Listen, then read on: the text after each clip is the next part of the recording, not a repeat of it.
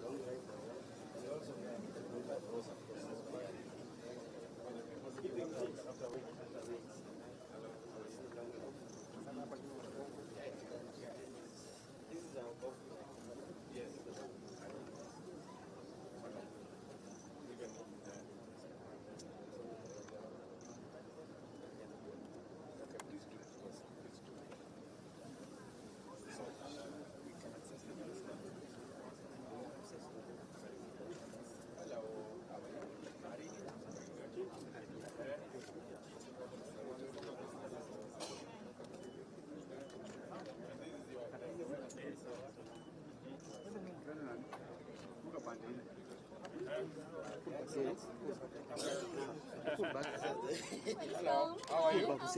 Very good. So eating your camel milk? Yeah. Very good. Then,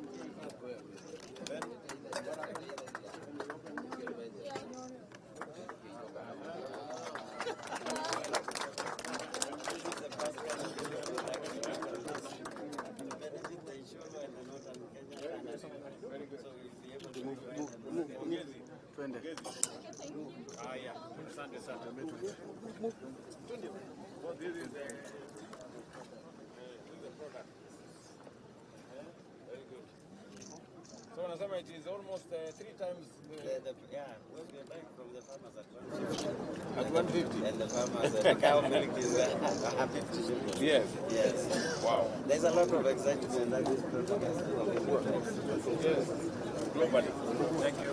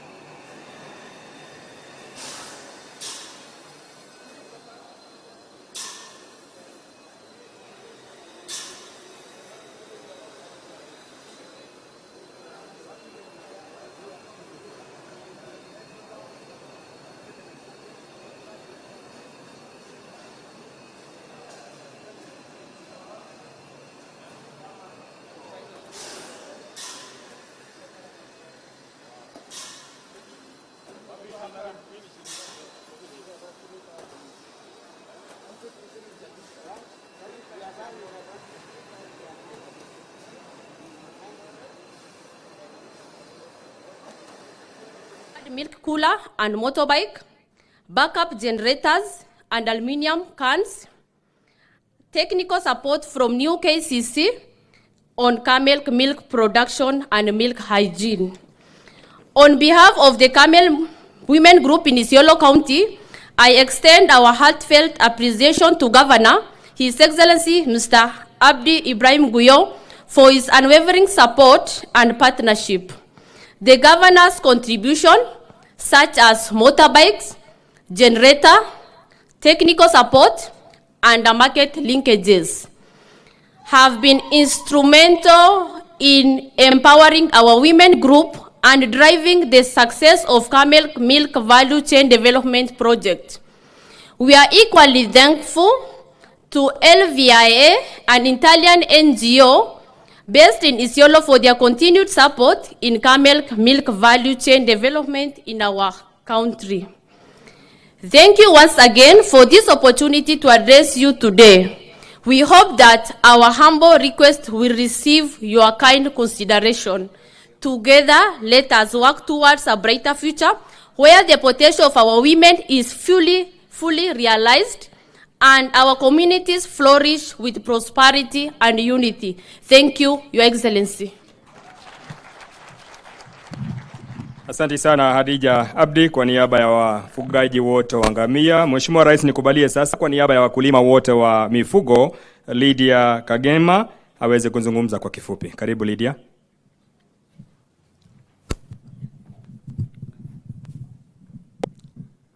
Your Excellency, President Dr. William Samoei Ruto, Your Excellency, Deputy President,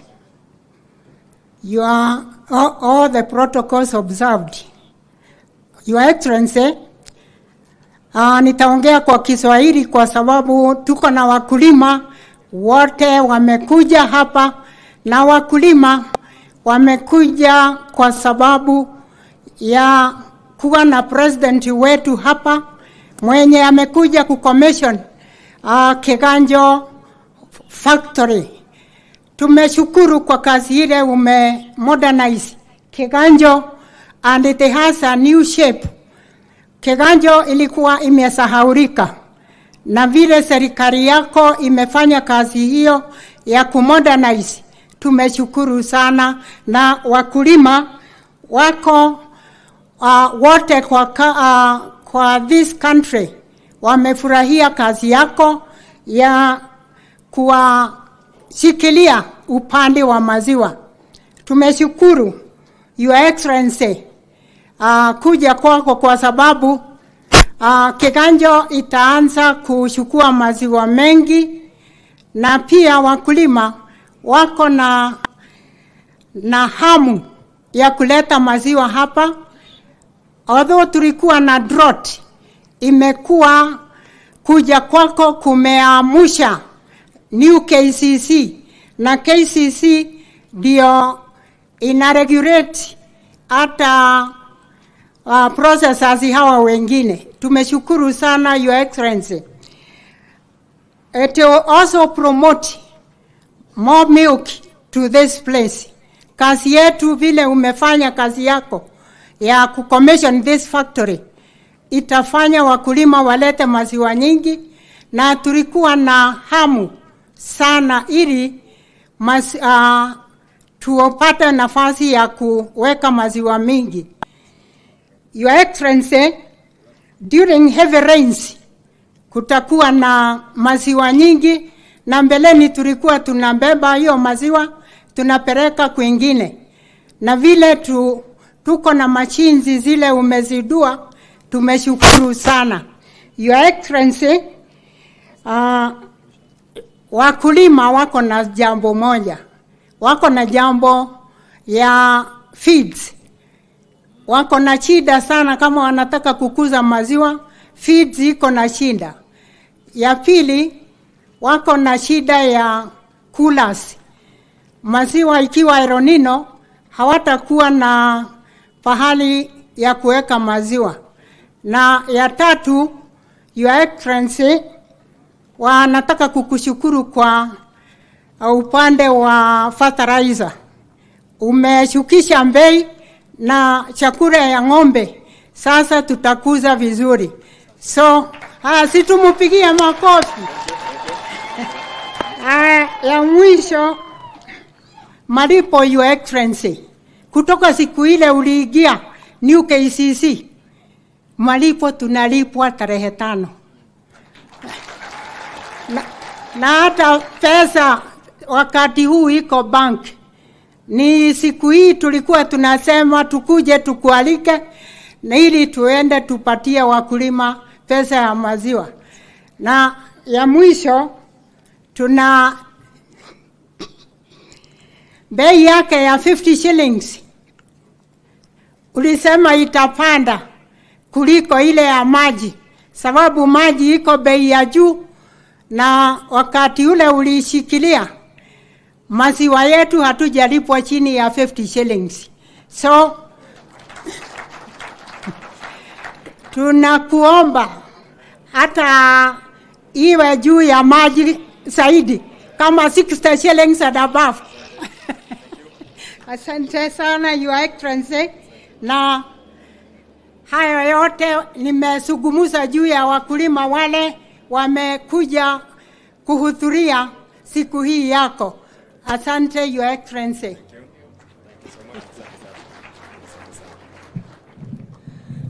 Mheshimiwa Rais, nikubalie sasa nimwalike waziri wetu wa mashirika Bwana Chelugui ili aweze kutuvalia njuga kipindi kinachosalia. Karibu waziri.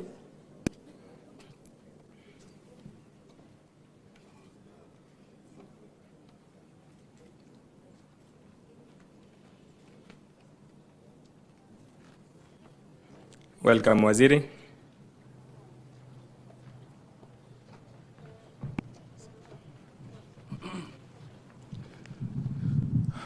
Your Excellency, the President of the Republic of Kenya, Dr. William Samoei Ruto, Your Excellency, Deputy President Rigathi Gachagua, Mheshimiwa Waziri Mithika Linturi wa Kilimo, governor wetu wa Nyeri, majority leader na wabunge wetu, PSS wetu, wakulima na bodi ya KCC, amjambo.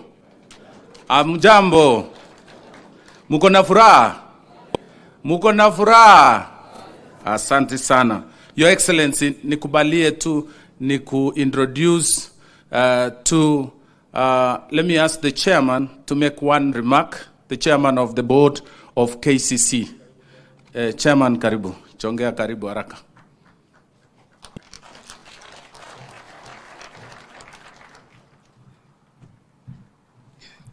Your Excellency, the President of the Republic of Kenya, Dr. William Samoei Ruto, Your Excellency, the Deputy President, Honorable Rigathi Gachagua, Waziri wetu, Waziri Sheragui, Waziri Mithika, Majority Leader, PSs, Gavana wetu wa Jimbo la Nyeri, Gavana wa Isiolo, wakulima na wafanyikazi wa KCC, hatujambo. Bwana Yesu asifiwe. Your Excellency, I want to thank you for appointing me as the chair of the board. And since you appointed me, I was given a clear mandate to ensure farmers are paid on time. I want to promise you, Your Excellency, these days farmers walk into the bank. When you are paying your teachers, we are also paying our farmers. Hapo si ni ukweli? Secondly, Your Excellency, I also want to thank you for gracing this occasion. This plant for us is very, very important. And as the CS has alluded, it plays a very strategic role in terms of stabilizing the milk industry. When we have a glut, we are able to pick from the other processors. And during the dry season, we are able to reconstitute the milk. This drives the KCC capacity to almost 800,000 liters on daily basis.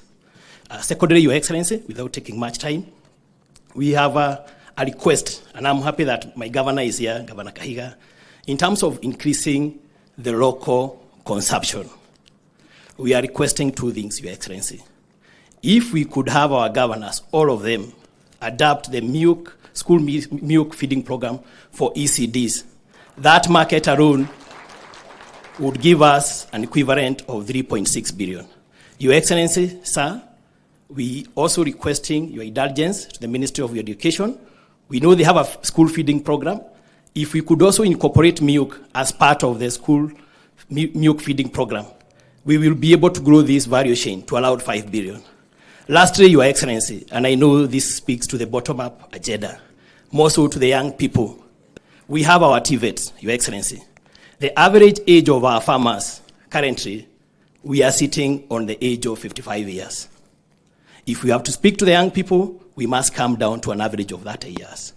And one of the interventions, Your Excellency, if we could introduce a scheme or a program within our TVETs, where daily training is part of the programs being trained in our TVETs, we could increase our capacity more so on extension services.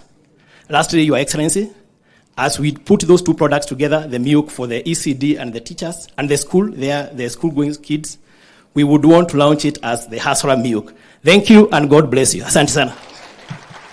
Thank you, Chair. Maybe the board just stand where you are and wave.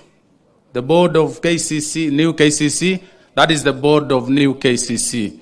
Your Excellency, nikubalie mheshimiwa wa Nyeri Town, where we sit, to introduce the leaders who are here, the members of parliament, very quickly. Very quickly. Kimbia tafadhali.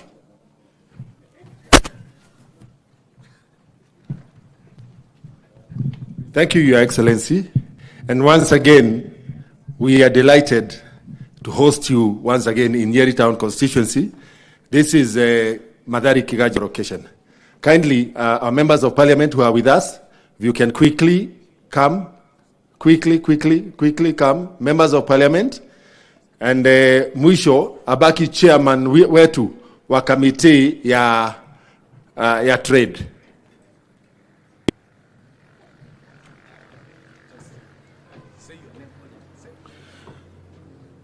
We have Honorable Kagushia from Mukurweini. And Your Excellency, in Mukurweini, we have Wakulima Dairy that is doing quite well in terms of milk production. We have Honorable Machua from Kiambu. We have Honorable Karauri from Nairobi. Our Senator Wahome Wamatinga. Our Women Rep, Madam Rahab Mukami Mashinani. Member of Parliament for Kieni. Your Excellency, Kieni imeanza around 20 meters from here. Honorable Wainaina Shieni. Honorable Wandeto from Tetu. Honorable Wainaina Mount Kenya from Odhaya. Honorable Mwangi Kiojuri, jirani wetu hapa kutoka Laikipia East. Honorable Kanini Kega, again Iala. Huyu ni mtu wa budget. Na kwa sababu najua tutakuuliza pesa kidogo, sitafadhali kwa heshima aseme kitu kidogo.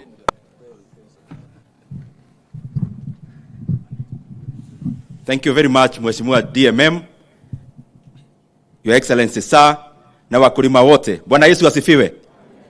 Mimi naitwa Dede Nyoro, mbunge wa Kiharu. Rais wetu, tunafurahi sana vile unasikilia wakulima wetu. Majority of us went to school courtesy of the cash crops, that is coffee, tea, and also milk as part of it. Na ukisikilia hawa wakulima wetu, unasikilia the entire chain, including education. Kwa wakulima wetu, asanteni sana kwa kusikilia nchi yetu, kwa sababu hata tukifanya maendeleo mingi, without food security, then we will be a very insecure nation. Thank you very much. May God bless you. Your Excellency, our chairman for trade.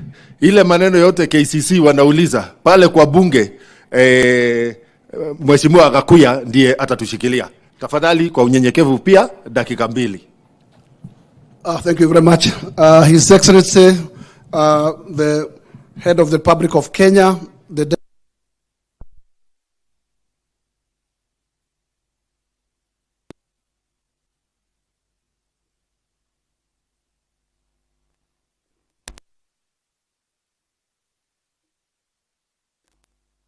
That is, His Excellency, I have 3 members of my committee. Can they list up just and wait forever they are? They are just here. Thank you very much. Very shortly, His Excellency, I want to take this opportunity to appreciate your government for the interventions they have taken, and especially in the area of modernization of this industry, of milk industry. KCC has been in operation of new modernization, where today they are at the rate of 80%, and your government has intervened in the last budget. They were able to give us over 700 million towards that direction. And Your Excellency, I am appealing to you that in fact the 20% remaining, we just secured your assistance so that we can top up maybe 1 billion and we can complete that particular process. The other thing, Head of State, is that we process powder in KCC. And KCC is getting a lot of challenges with competitors who are also importing the same commodity from our neighboring countries. Kindly, with your diligence, we would request that, in fact, let us first exhaust the powder we have with locally before we move out to our neighbors. And if that's done, these farmers here will enjoy their product. Thank you very much, Your Excellency. Your Excellency, this town of Kiganjo was born at the same time as KCC in 1969. Unfortunately, today Kiganjo is the dead town. Hata Gavana Kahiga amejaribu kidogo kuamsha Kiganjo, haiamuki.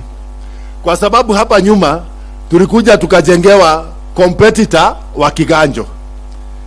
Na ikawa maziwa badala ya kuwa kununua maziwa kutoka kwa wakulima, powdered milk is imported.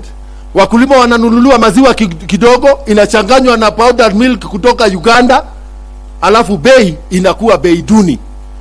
Your Excellency, hawa wazazi wetu walitusomesha na pesa ya maziwa. Ukienda Nyeri town, Tetu Dairy has a prime plot right in the middle of town, bought in the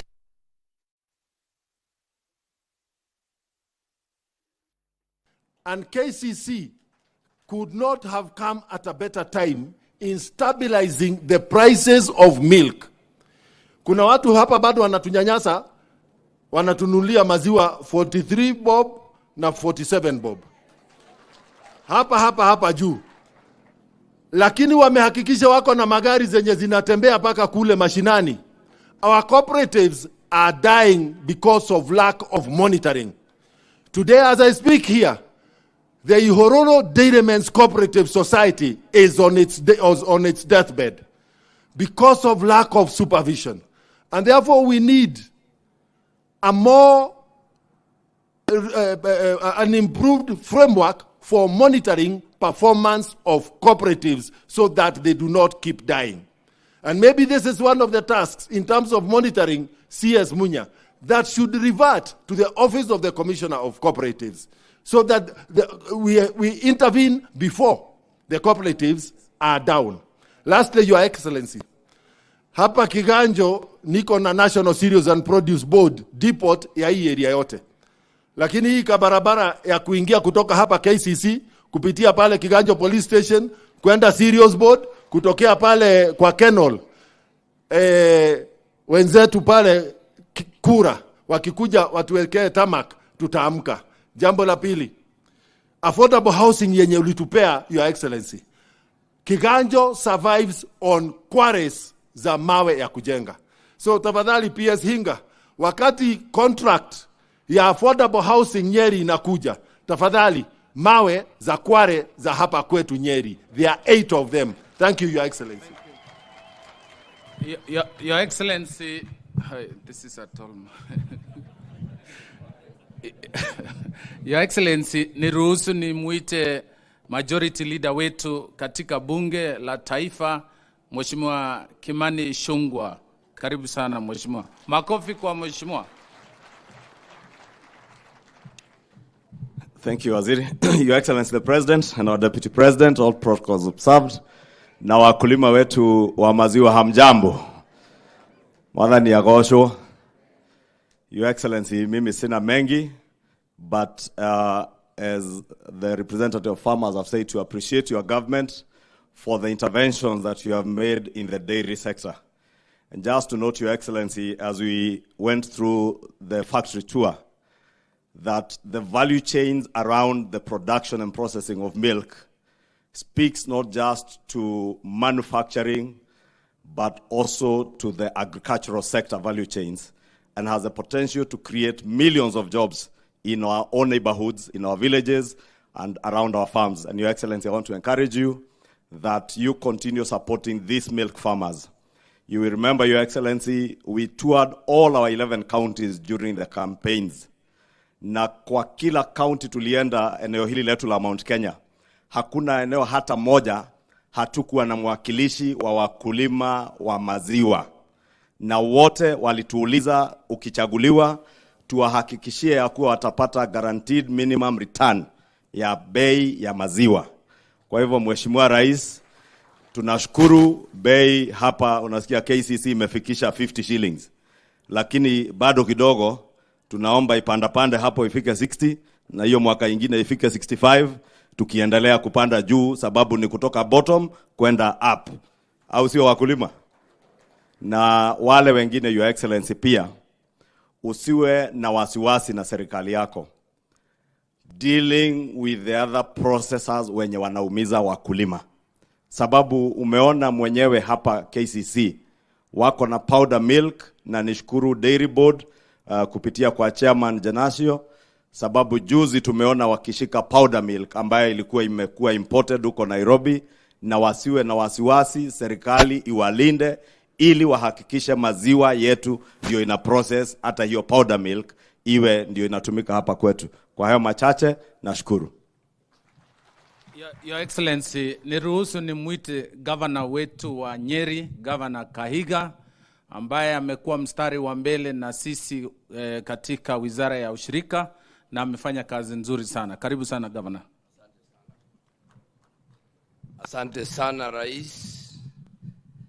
Mheshimiwa Daktari William Samoei Ruto, Mheshimiwa Rigathi Gachagua, mawaziri walio mahali hapa, wabunge wote walio hapa, gavana mwenzangu, niruhusu dakika moja ni waonyeshe ma deputy governors wale wako hapa. Deputy governors wale wako hapa, tafadhali very quickly come so that I can just introduce you. Your Excellency, we have our neighbor here. This is Ruben Kamuri, the Deputy Governor of Laikipia. Kindly receive him. This is my Deputy Governor, Honorable Waroe David Kenanire. God, thank you so much. I also have my colleague governor here, Ali Guyo. Mheshimiwa, kindly come and say a word just before I speak.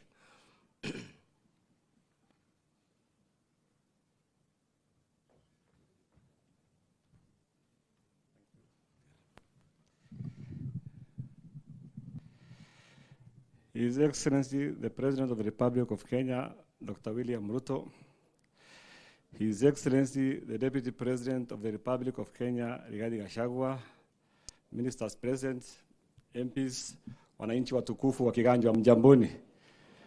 Your Excellency, yangu itakuwa machache sana. Your Excellency, sisi kama wananchi wa Isiolo na Northern Kenya kwa jumla tumefurahia sana leo. Kwa sababu sisi ni wafugaji wa ngamia na sasa maziwa yetu imepata new market na new KCC hapa, Your Excellency. Isiolo County imekuwa ya kwanza kupatana na new KCC and we are thrilled, Your Excellency. This is a game changer, Your Excellency, for the Northern Kenya, Your Excellency. Na Your Excellency, this is the real bottom up approach.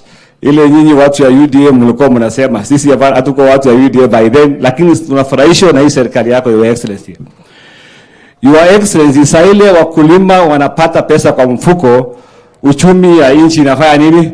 Inayunuka, Your Excellency. Your Excellency, sisi wafugaji wa ngamia, Your Excellency, tungelipenda, Your Excellency, saa ile unashughulikia wafugaji wa ng'ombe wa maziwa, sisi pia mtushughulikie, Your Excellency. Your Excellency, tuko na challenges kidogo kwa Northern Kenya, Your Excellency. Siku ile unalete coolers, Your Excellency. We are requesting, Your Excellency, hii wacha nyamaze mpaka His Excellency aweke attention pande. Tunataka saa ile unashughulikia hawa wangwana, Your Excellency. Mimi najua watu ya Central ni wangwana, walijipanga, wako ndani ya serikali huko. Sisi pia utupatie coolers. Sisi kama county ya Isiolo, Your Excellency, tumeprovidea hawa mama pikipiki, generators, tunawasaidia ndio ili tuweze kuwa na production, Your Excellency. Your Excellency, with those coolers, Isiolo can produce more than 50,000 liters a day, Your Excellency. Northern Kenya can produce close to 300,000 liters daily with the help of this government, Your Excellency. Kwa hayo macheche, Your Excellency, tunashukuru sana. Tunataka uendelee kushughulikia wakulima wa ng'ombe, lakini hapana wacha sisi watu wa ngamia. Na sisi pia tumesema watu ya Northern Kenya, vile nyinyi watu ya Central mnajipanga, sisi pia tutajipanga hivyo. Tuhakikishe tuko nyuma hii serikali ya William Samuel Ruto pamoja na Rigathi, na tuendelee huko tajituna Rigathi pamoja. Asanteni sana, Mungu awabariki.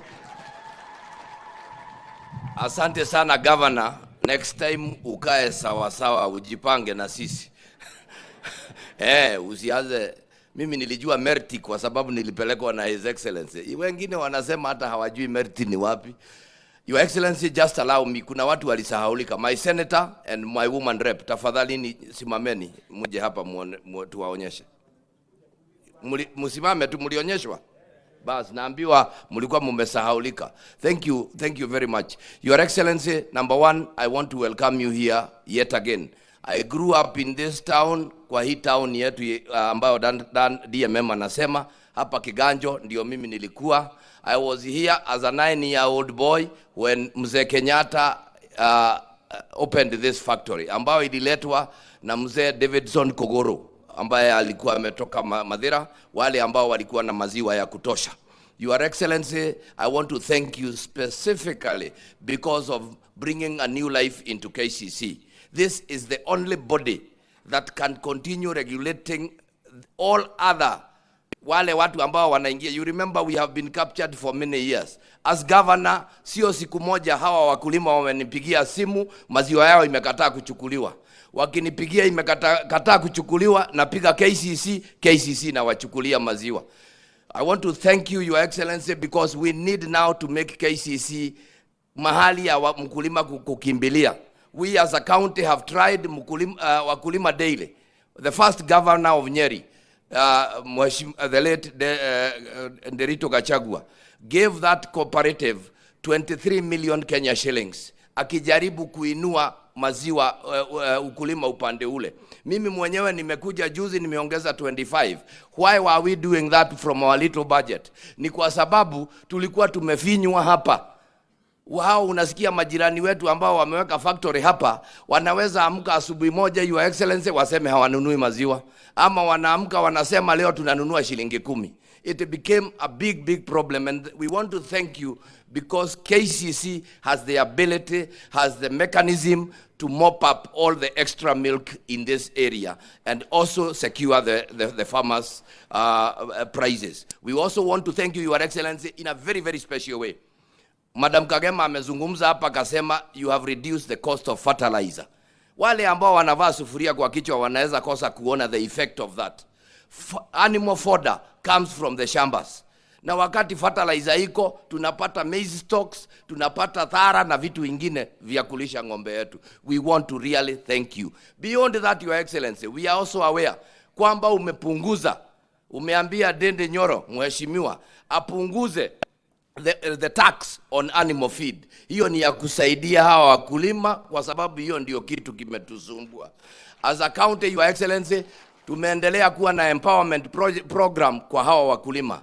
Tumeendelea kuwapatia inaitwa dairy feed making equipment. I want to promise you, Your Excellency, as you reduce that, na mimi nitatoa budget yangu niendelee kushikilia zile cooperatives ambazo wanaweza kutengeneza feed, tuwapatie machine na hao watafute the necessary ingredients ndio tuweze kwenda safari hii pamoja. Your Excellency, I want to thank you in a very special way for all you are doing for the farmer of this area. Akulima muriega nimukenete ni kuona muthamaki uyu ni aramwiciria kana aramwiciria nimukenete ni undu wa kurihwo ciringi 50 na tukarutwo magego-ini maria turatuire tuikitio. Thengio muno, Ngai amurathime.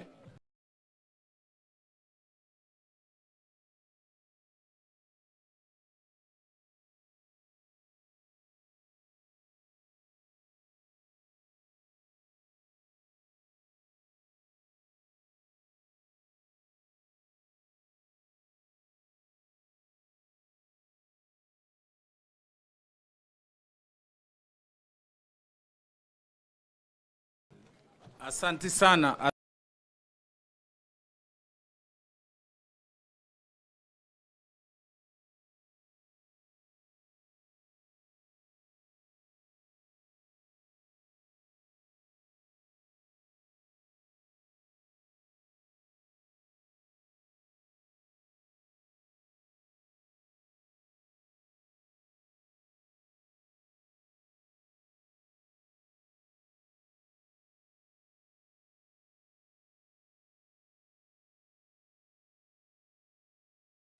Rais. Ya pili, tangu nichukue kasi hii, Mheshimiwa Rais, we've made administrative and policy pronouncements. One, payment of Kenyan farmers, milk farmers, be done on the 5th of every month. Kila mkulima alipwe pesa yake tarehe 5. Mheshimiwa Rais, kupitia KCC, tumehakikisha kwamba wakulima hawakandamizwi, hawanyanyazwi. Bei ya maziwa kwa lita moja iwe ni shilingi 50, and that is the market prices. We want to ensure, kuna wengine wanajaribu harass farmers, to oppress farmers by giving different prices. But Kenya Cooperative Creameries, Your Excellency, have been able to deliver 50 shillings across the country, bringing equity and incomes to the farmers of Kenya. We are now focusing, Your Excellency, on the export market. From the milk that we produce through our cooperatives and other large farmers, we are now focusing on export market. Tunakuomba Rais, wakati tutakuja kutembelea wewe kukueleza hii mambo ya soko la nje, ili wakulima wetu wapate pesa kiasi nyingi kidogo, tutakuja kwako na tutaomba msaada. Kwa haya mengi, Mheshimiwa Rais, niruhusu sasa kwa heshima yako nimwalike Naibu wa Rais, Mheshimiwa Rigathi Gachagua, ambaye amekuwa kibao mbele kwa mambo ya wakulima, kwa kahawa, kwa maziwa, kwa chai. Asante sana. Karibu Mheshimiwa Naibu wa Rais. Asante sana waziri wetu. Your Excellency, our President, all protocols observed. Once more, we want to thank you for creating time. When you decided that you want to spend time in the Mount Kenya region, you did inquire about the status of Keganjo, where you had come several years ago, and when you were briefed that it is ready for commissioning, you put it in your program. We want to say thank you. I don't want to say much because the President will speak for us, and we have another engagement elsewhere. Your Excellency, you did instruct me to lead public sector reforms, and specifically in the dairy subsector. Your Excellency, this subsector has been the worst victim of state capture and conflict of interest. And the reforms have begun in earnest, and you have heard when the price of 50 shillings is mentioned, there are some mamas at the back. Is that so? Because when KCC pays 50, the cooperative societies deduct too much money than what is required. And as a result, Your Excellency, we are planning the dairy conference in Nakuru in early September, and one of the issues to be discussed is the Cooperative Act and the amendments that will be done to that act to protect farmers from exploitation. So I want to ask farmers to be a little bit patient. That matter will be addressed. One of the ways, Your Excellency, your government has dealt with state capture and conflict of interest in this industry was to change the entire board of Kenya Dairy Board. That board had been appointed by one processor to protect the interest of the processor to the detriment of the farmers. That has already been addressed in earnest, and going forward, there will be more reforms that are coming. Finally, I want to confirm, Your Excellency, I am a farmer. I have a small dairy farm I started the other day, and I deliver my milk here, and I've been paid on the 5th of this month at 50 shillings.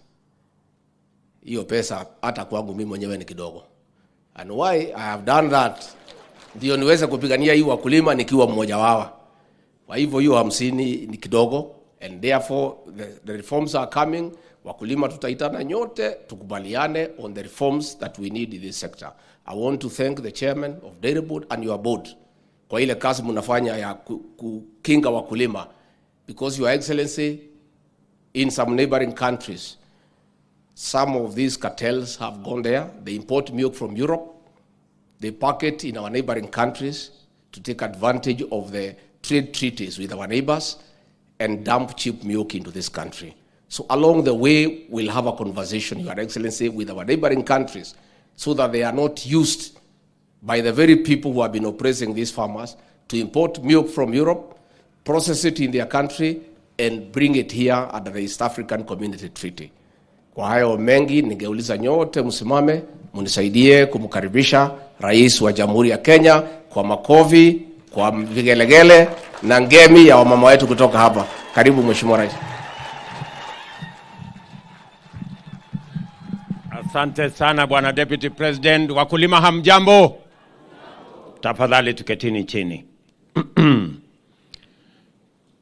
Mheshimiwa Deputy President, mawaziri mlio hapa, makatibu, governor wetu, viongozi wote, wabunge wa county na wakulima. Mimi nimefurahi leo kufika hapa katika factory hii ya Kiganjo. Nilikuwa hapa 2016 kwa mara ya kwanza. Na wakati nilikufika hapa 2016, nilikuta hii factory ikiwa mahali pabaya sana. Kwa sababu ile machine zilikuwa hapa, zilikuwa kuukuu za zamani, almost derelict. Na ndio tulianza kupanga mambo ya modernization ya KCC. Mimi nafurahi kwamba leo tumetumia kama serikali in the last almost 7 years, tumetumia karibu shilingi bilioni 2 in the modernization of the facilities of KCC. Na nimefurahi sana kwamba leo nimepata nafasi ya kufika hapa. Nilienda katika hiyo mpango tulisema tutamodernize facility hii ya Kiganjo, tutamodernize facility ya Nyahururu, ya Eldoret, ya Sotik, ya Nyambene, ya Miritini, ya Dandora, mimi na ya Kitale.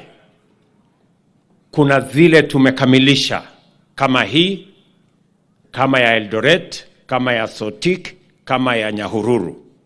Kuna zile ambazo ziko katika awamu ya mwisho katika modernization program. Moja yao ikiwa Nyambene, ingine ikiwa Miritini, ya Kitale.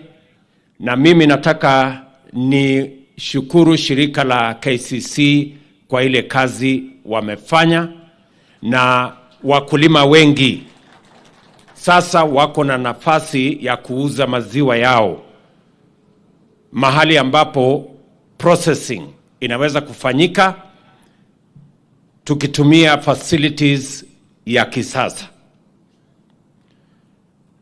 Mimi najua ya kwamba bado tuko na safari katika hii program ya mambo ya maziwa. Na ndio mkiona katika manifesto yetu tumekubaliana ya kwamba ndani ya miaka 5 tunataka kuongeza maziwa tunayozalisha kama taifa kutoka lita bilioni 5.2 mpaka lita bilioni 10. That is our plan in the next 5 years, to increase milk production in Kenya from 5.2 billion liters to 10 billion liters. Maziwa inatupatia karibu bilioni 200 kila mwaka. In fact, it is among the highest influencers of our incomes as a nation. Maziwa ambayo inafanywa processing, maziwa ambayo inauzwa bado haijafanywa processing, na tunazidi na kutafuta mbinu na namna ya kuhakikisha kwamba we do more processing of our milk, do less sale of raw milk, because by doing more processing we add more value and farmers get a better pay for their milk. Tuko na mpango ambayo itatusaidia kuongeza pesa ambayo itafika kwa mkulima, na vile vile kuongeza maziwa tunayozalisha kama taifa. We have a plan on how we are going to move our milk production from 5.2 billion liters to 10 billion liters. And we are going to implement that plan together with the farmers. The farmers will be front and center of that plan. Na ni vizuri tukubaliane na wakulima vile kazi hiyo tutafanya kwa pamoja. Tumekubaliana kwamba mambo ya mbegu ya ile ng'ombe tuko nazo, tumeweka pesa ya kutosha katika mambo ya mambo ya kuhakikisha kwamba tuko na mbegu, and we have put a lot of money in research. Kagri, tumekubaliana na Kagri ya kwamba number 1, tunataka kuhakikisha ya kwamba mbegu zinazopatikana Kenya ni mbegu ambayo itatusaidia kupata ng'ombe za nyama na ng'ombe za maziwa. Na tumekubaliana vile vile ya kwamba bei ambayo tunalipisha wakulima wapate mbegu itoke shilingi karibu 5,000, tunataka ikuje shilingi 500 hapo 200, na tumekubaliana. Na mimi nataka niambie wizara ambayo inahusika to continuously monitor to make sure that we have the right seeds, we have the right breed of our cattle, because it is a very big influencer of the drive against poverty in our country. That is our intervention number 1. Intervention number 2 is this modernization program.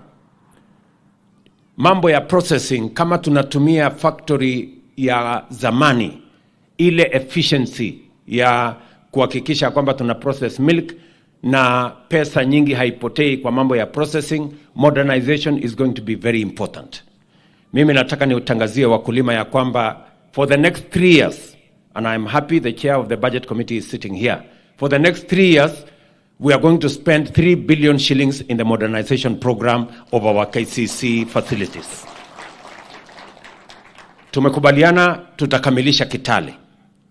Tutakamilisha tayari katika budget ama supplementary budget tuliopitisha before this main budget.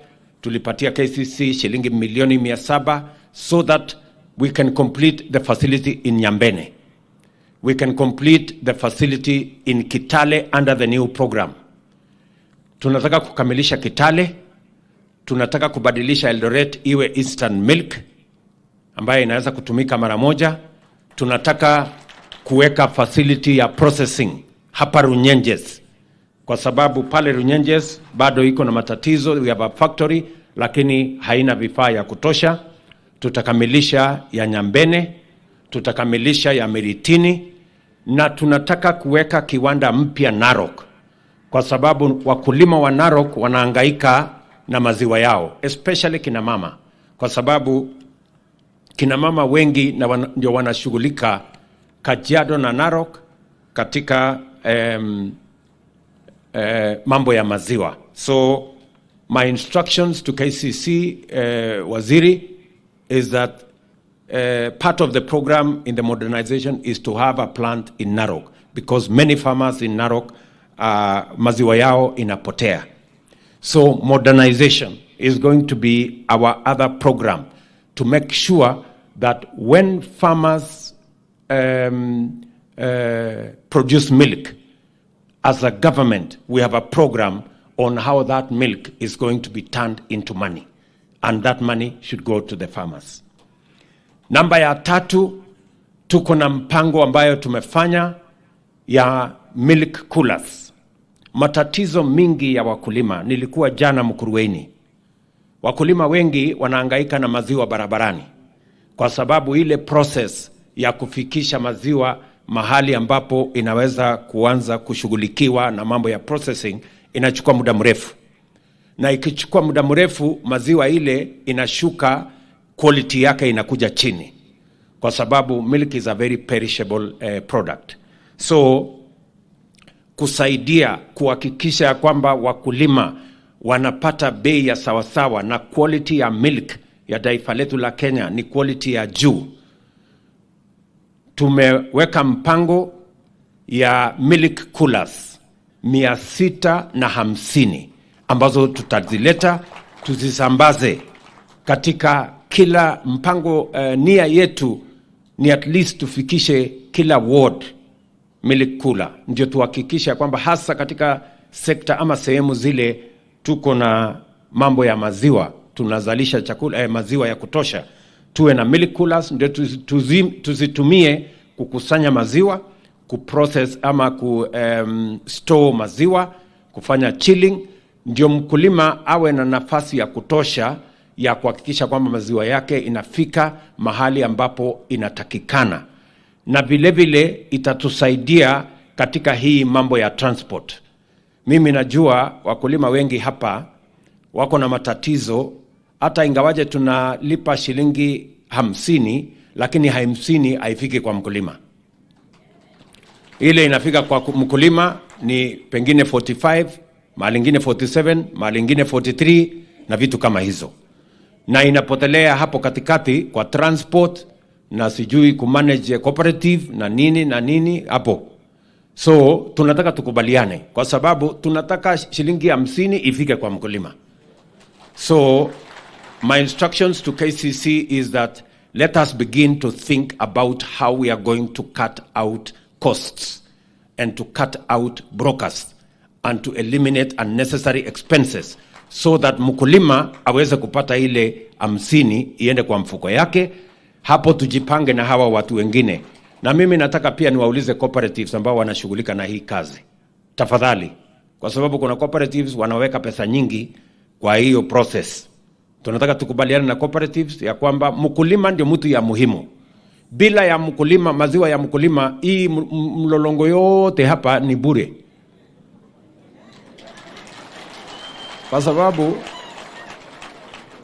bila ya mkulima huko nyuma kuzalisha maziwa, hii watu yote hapa sijui mtu ya kuuza pesa, sijui cooperative iko hapo katikati, sijui transporter iko hapo katikati, sijui processor hako mahali gani. Bila ya ule mwenye ana produce, hii msururu yote hii ni watu watapotea. So it is in the interest of processors, it is in the interest of transporters, it is in the interest of cooperatives, it is in the interest of the financial institutions and SACCOs that the mkulima is making money. If mkulima is not making money, all of you will be jobless.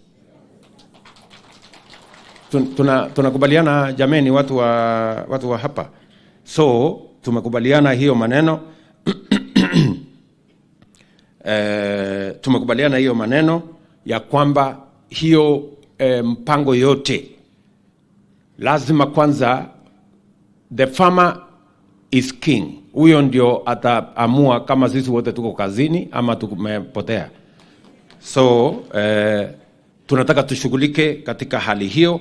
So ile milk coolers ambayo tutasambaza, na nimetumana, waziri yuko hapa, nilituma PS wake huyu aende Poland, na tumekubaliana na wizara ya fedha. Ni mpango wa karibu shilingi bilioni 8 ambayo tuko nayo, ambayo itatusaidia kwa hiyo plan ya milk coolers. My instructions are that before December, the milk coolers should be in Kenya, distributed to all the farmers in all the areas. I know it can be done earlier. Tumekubaliana it is going to start in the next 1 month. Lakini before December, all of them must be in every part of Kenya. Na mimi pia nataka niulize wabunge, tusaidiane, niulize governors, tusaidiane, kwa sababu sisi tutalete milk coolers. Nyinyi ndio mtatusaidia tutaweka mahali gani, ndio muweze kujenga ile infrastructure kidogo ambayo inahitajika pale, so that we can set up the facilities and make sure that the farmers are benefiting. So milk coolers is going to be one of our interventions. Vile vile tumeweka mpango ya fertilizer. Watu wengi walikuwa hawaelewi hii fertilizer itatusaidia kwa njia gani. Wale wanaweka sufuria kwa kichwa, they don't know. Na kumangamanga kwa maandamano. Hawaelewi ya kwamba hii fertilizer tumeteremsha bei, iko na uhusiano na bei ya maziwa. Kwa sababu to reduce the cost of production, ni lazima tufanye mambo kadhaa. Ni nini tunafanya kama serikali? Wakulima nataka niwaeleze. Jambo la kwanza, tumesema mbolea. Tunapunguza gharama ya mbolea, kwa sababu tunajua mbolea inawasaidia kupanda malisho ya chakula ya ng'ombe. Mambo ya silage, mambo ya cotton, maneno ya soya, na mambo ya lusan, na hiyo mimea ingine yote ambayo inatumia fertilizer. Sasa tunataka mtumie hiyo fertilizer kuzalisha chakula zaidi, ndio tuweze kuzalisha maziwa yetu kwa bei ya chini, ndio ile pesa tunalipwa sehemu kubwa iende kwa profit ya mkulima. Jambo la pili, katika budget yetu hii pia tumetoa ushuru kwa animal feed products, zile products ambazo tunatumia kutengeneza animal feed. Leo katika baraza letu la mawaziri hapa Sagana tumeauthorize yellow maize na bidhaa zingine ambazo zinatumika kwa mambo ya animal feed, kwamba they can now be imported without duty. Tuhakikishe ya kwamba mbali na kuondoa ushuru ya VAT, pia tumeondoa ushuru ya duty. Ndio tuhakikishe ya kwamba animal feed, chakula ya mifugo yetu, inafika kwa mkulima kwa bei ya chini. Na mimi nataka niulize wale wanatengeneza animal feed, kwa sababu sisi tunaondoa ushuru kama serikali, lakini hawa wanaotengeneza hiyo animal feed wanakuja kuchukua hiyo ushuru, wanafanya inakuwa profit yao, mkulima anaendelea kununua chakula ya ng'ombe kwa ile bei ya jana. So I want the ministry to monitor. We must transfer the benefits of the tax exemptions not to the manufacturers of animal feed but to the farmers. Hatujatoa ushuru ati ndio mtu ya kutengeneza chakula hapo kwa factory atengeneze pesa nyingi. Our plan is to benefit the farmer, and we must see as government, and the ministry must monitor to make sure that the interventions that we are making, when we forgo taxes, it must be for the benefit of the farmer, not for the benefit of the processors of animal feed somewhere in the middle. Tunaelewana jameni? So nyinyi kama wakulima pia mtatupatia habari. Mkiona hii chakula haijabadilika bei na tumeondoa ushuru, tumeondoa duty, tumeondoa VAT, mtueleze ndio tukabiliane na wale ambao wako huko katikati, tuwaambie pesa ambayo tuna we are forgoing as a government is not for them, it is for our farmers. Vile vile tumekubaliana ya kwamba ili wakulima pia waweze kupata namna ya kununua ng'ombe zaidi, mambo ya seasonal crop program, kama mnapanda soya, kama mnapanda mahindi, kama mnapanda chakula ya ng'ombe. Vile vile tumeweka shilingi bilioni 10 credit kwa Agricultural Finance Corporation. Nilitangaza juzi, waziri anashughulika, wakulima wengi wanaelewa na wako na uhusiano na Agricultural Finance Corporation. Tumeweka pale pesa na tumesema the interest must not exceed 8%. We want to have it in single digit. Tumegombana na hao, bado wanaongea Kiingereza, lakini tutawafundisha Kiswahili. Si ndio? Ndio lugha ya kueleweka na wananchi wengi. So tutashughulika na hawa, tuhakikishe ya kwamba access to credit is a critical component of making sure that we reduce the cost of production. Kwa sababu tunataka on one side tuki-improve prices, pia huku chini tuna lower the costs of production so that we can have more benefit to our farmers. Vile vile mimi nataka niupongeze wakulima. Wakulima wetu na product ambayo mnazalisha is of such a quality that we have access to the American market. Najua kule Marekani ni watu ambao wanachunguza mambo mengi, phytosanitary hii, sijui nini ile, quality hii, quality ile, but I can proudly say that our products meet the highest standards of quality anywhere in the world. Na kwa sababu hiyo, sasa nimeweka mpango kamili ya kupanga soko ya mazao yetu ama products yetu ya maziwa ama kilimo ya maziwa. Ili ghee yetu, butter na powder milk pamoja na long life milk tuweze kupanua ile soko kubwa iko katika bara letu la Afrika, kwa sababu nchi nyingi, sitaki kusema majina, niliingia kwa matatizo kidogo, nilisema majina ya nchi zingine nikapata tabu kidogo. Tuko na soko kubwa katika bara letu la Afrika ya maziwa, na hiyo soko lazima tufanye juu chini mpaka tuhakikishe hiyo soko ina benefit wakulima wetu. Hatuwezi kukubali ati maziwa inatoka New Zealand kilomita karibu 10,000 na sisi tuko hapa kilomita 200, na tunaweza kufikisha mazao yetu pale na wakulima are producing the milk. Mimi nataka niwaambie pia wakulima wa taifa letu la Kenya wasikuwe na wasiwasi. Hata tukipata maziwa zaidi ya vile tunaweza kupata soko ya Kenya hapa, tuko na facilities ya kutosha ya kutengeneza powder milk, ya kutengeneza long life milk. Hii kiganjo hapa sasa tuko na uwezo ya mambo ya powder milk. tuko na kutengeneza powder milk katika factory yetu ya Eldoret. And which other factory? The powder milk? And Kitale. So we have 3 facilities that we can use to make sure that excess milk we can mop out from the market, na ndio bei ya maziwa isirudi chini. Mkulima awe anaweza kupredict ya kwamba akizalisha maziwa yake itanunuliwa na hataenda kwa hasara. Kwa sababu saa zingine mkulima akiuza maziwa shilingi 30, shilingi 20, mkulima anakuwa discouraged, tunaenda kwa hasara. That is our other intervention, to make sure that we create market. Na nimekubali ya kwamba soko ya nchi yetu pia, katika ile program yetu ya school feeding program, ambayo mwaka huu tumeongeza kutoka wanafunzi kidogo zaidi ya 1,000,000, sasa tumesema kuanzia mwaka huu watoto wetu 4,000,000 watakuwa wanapata mambo ya school feeding shuleni. Na sasa nimekubaliana na chairman Bwana Maina ambaye alisema tuingize program ya maziwa katika hiyo mpango ya school feeding. I agree with you, and I will communicate to the Ministry of Education so that milk can be part of the package for our school feeding program, ndio tuweze kupanua soko ya wakulima wetu wa maziwa.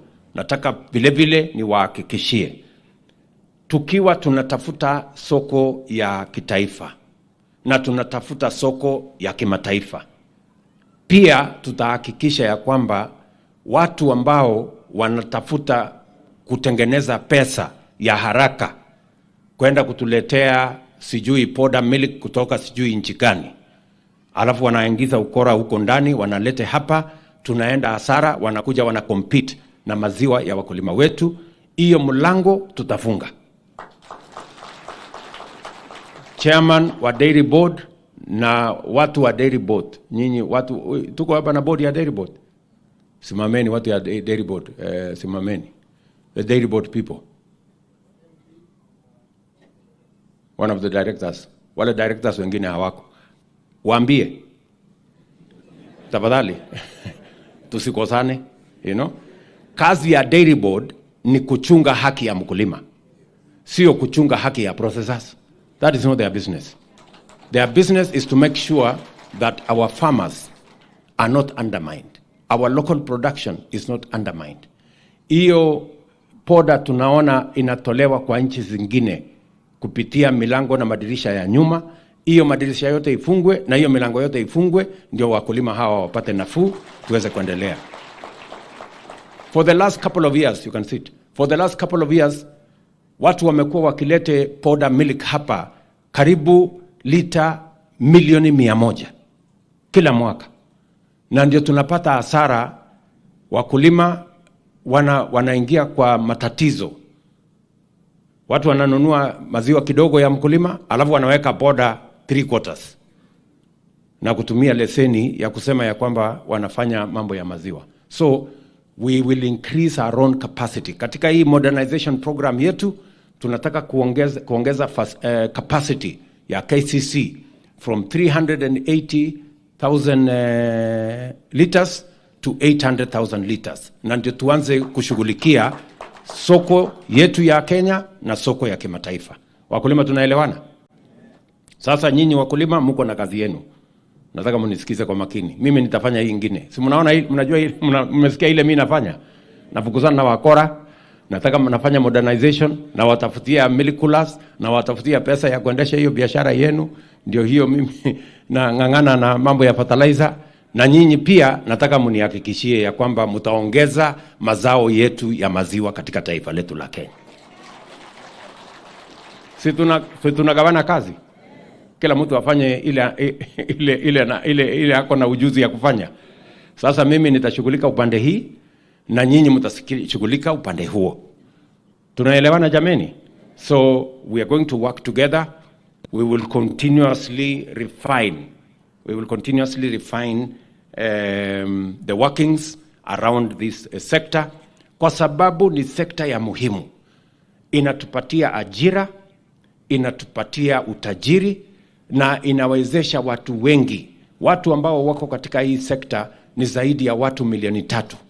Pesa ambayo tunapata kwa hii sekta wakulima ni karibu shilingi bilioni 200 kila mwaka. Hiyo ni pesa nyingi na ni sehemu ambayo ni ya muhimu katika uchumi wa taifa letu la Kenya. Waziri ananiambia ya kwamba mambo mmekuwa mkituuliza, mnataka ile sixth semen, kwa sababu unajua mkulima wa maziwa akipata ndama ya ndume ni hasara kubwa sana, si ndio? Wewe unatafuta ng'ombe ambaye atakuzalia ng'ombe ya kukamua kesho. Ukipata ndume unapata hasara. So tumeweka mpango ya sex milk, ndio ng'ombe yako sex semen, ndio ng'ombe yako akizaa anazaa mwenye atakupatia maziwa 2 years down the road. So tunajua bei yake imekuwa, how much has been the price of sex semen? From imekuwa bei ya karibu shilingi 6,500 mpaka 8,000. Nimeambia waziri tulete kwanza mpaka 3,000 hapo, tupange na hapo. Let us cut it down by half. Tuanze hapo. Nyinyi mtajipanga na hapo. Alafu mkiendelea na muongee maneno yenu, nikiona mnajipanga vizuri nitaona vile nitafanya. Si ndio? Sisi tumekubaliana tunagawana hii kazi. So mimi nataka niseme hivyo, na nishukuru ya kwamba tuko na wabunge wetu ndio watusaidie kusukuma maneno kule bunge. Kwa sababu unajua tuko na watu wengi, sijui ni kwa kutojua ama sijui ni kwa mpango ya mabrokers, wanapinga mambo. Imagine ati hii maneno tumesema hapa ya coolers ya maziwa ya wakulima, ya kuweka pesa AFC, ya kupanga mambo ya fertilizer, ya kupanga mambo ya feed. Tumeondoa ushuru kwa feed. Ati kuna mtu anapinga. Si watu ni wazimu? Ama namna gani? Unapinga nini? Alafu unaenda unatufanyia maandamano, unaharibu mali ya watu. Hiyo mchezo tumesema hatutaki. Ama namna gani wakulima? Si ndio? Tunataka tushirikiane, tupange vile Kenya itapiga hatua ya kwenda mbele, tujenge mali, tujenge utajiri, tuondoe umaskini, na hii ndio barabara. Kila mtu achangie sehemu ambayo anaweza. Bwana chairman wa budget, umesikia ile maneno nimesema. Sawa. Usikose. So enda ujipange na hapo. Na leader of majority anasikia hapo. Yeah. So tutashirikiana namna hiyo, tupange hiyo budget, tuhakikisha kwamba wakulima wetu wanashughulikiwa, na mimi nataka niwahakikishie hii Kenya tutaibadilisha. Na tutaibadilisha kwa mpango kama hii, na bidii ya wakulima, na mpango ya serikali ya kuhakikisha kwamba we are synergized, we are working together towards the same goal. Tusaidie wakulima, ndio wakulima wajenge uchumi wetu wa Kenya. Na mimi nataka niwapongeze wakulima wa ngamia, wafugaji wa ngamia. Leo hapa tumeanzisha sasa, kuna coordination. Maziwa ya ngamia ambayo imekuwa ikipotea huko katikati, na watu wengi by the way wanatafuta hii maziwa ya ngamia. So wakulima wafugaji, Bwana Guyo na jeshi yako ya kutoka ya kwenda mpaka Northern Kenya huko, jipange. Na hiyo milk coolers, waziri mpange pia hawa watu wa ngamia wapate hiyo milk coolers, ndio tulete maziwa ya ngamia tuweze pia kutumia kuendesha uchumi wa taifa letu la Kenya. Wakulima, mimi nimefurahi sana kuwa kati yenu. Na nataka niwahakikishie ya kwamba tutafanya bidii, kwa sababu hii ni sekta ya muhimu. Mkisoma katika manifesto yetu, tumesema ya kwamba sekta rahisi sana kubadilisha na kuboresha na kutusaidia kuongeza mapato ni sekta hii ya dairy. Dairy is one of our quickest intervention. Na kuna maneno nitaongea na waziri kuhusu mambo ya breeds zaidi, ndio tuweze kuendesha hii kazi. Na mimi nataka niwashukuru even the other processors. I was in Meru. Nilikuwa Meru juzi kwa ile kampuni inaitwa Meru Central. Wanafanya kazi mzuri sana. wanasaidia wakulima na wanawalipa wakulima on time na wanashughulika na hiyo kazi. Nilikuwa pia fresher kule Githunguri. They are doing a wonderful job. Na mimi nataka niwaambie tutasaidiana na hizo kampuni zote tuhakikisha kwamba wakulima wetu wote wanashughulikiwa, kwa sababu ni ya muhimu katika kujenga uchumi dhabiti wa taifa letu la Kenya. And this is how we are going to grow our nation. This is how we are going to build our nation, and we are going to make Kenya grow. So wakulima, mimi nataka niwashukuru sana. Pongezi kwa ile bidii mnafanya shambani. Mimi na waenzi sana na washukuru kwa sababu mnatusaidia kupanga mambo kule mashinani na sisi tutawashikilia. Mimi nataka niwaulize, let us all of us diversify. Mjue ya kwamba you can grow many other products, and we are going to make sure that extension programs between us and the counties. Pia we want to digitize. Tunataka pia tuweke kwa mtandao kwamba mkulima anaweza kutumia simu yake kuona ni nini atafanya ndio maziwa yake iongezeke. Anahitaji kutumia nini, aongeze wapi, apange nini, ndio tuweze kusukumana sote katika barabara hiyo. But we are going to work together with all the leaders and work together with all the counties to make sure that this program succeeds. Sitaki kusema kuzidi hapo. Mimi nimefurahi sana.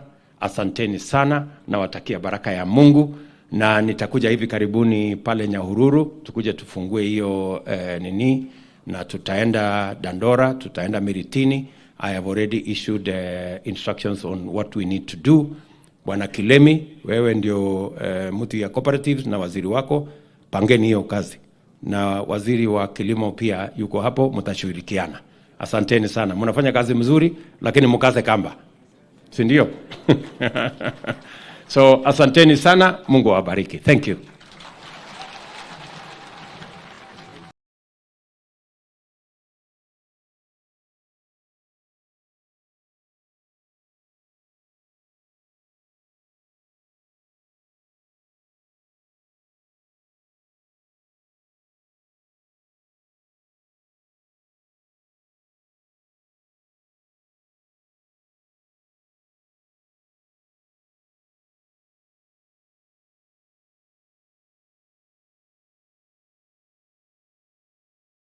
Mpaka tuhakikishe hiyo soko ina benefit wakulima wetu.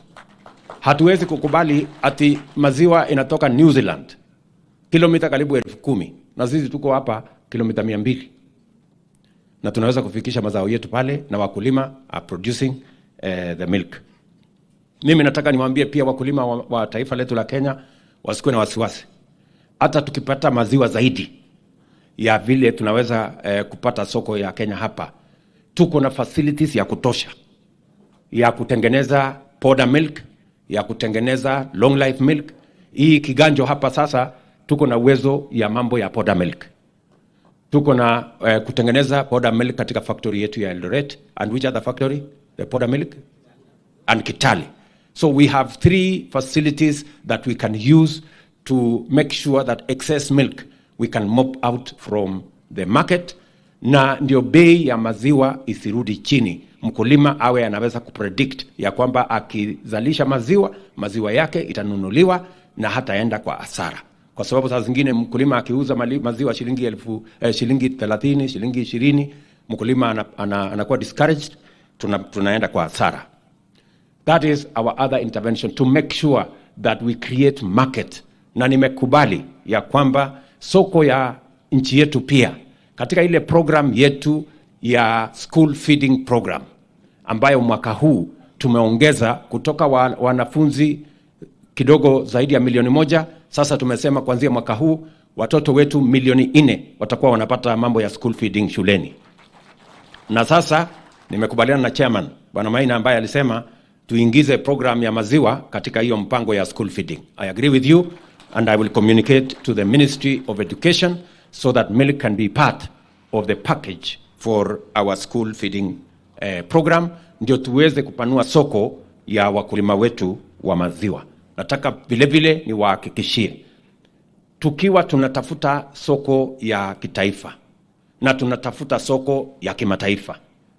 Pia tutahakikisha ya kwamba watu ambao wanatafuta kutengeneza pesa ya haraka kwenda kutuletea sijui powder milk kutoka sijui nchi gani, alafu wanaingiza ukora huko ndani, wanalete hapa, tunaenda hasara, wanakuja wana compete na maziwa ya wakulima wetu.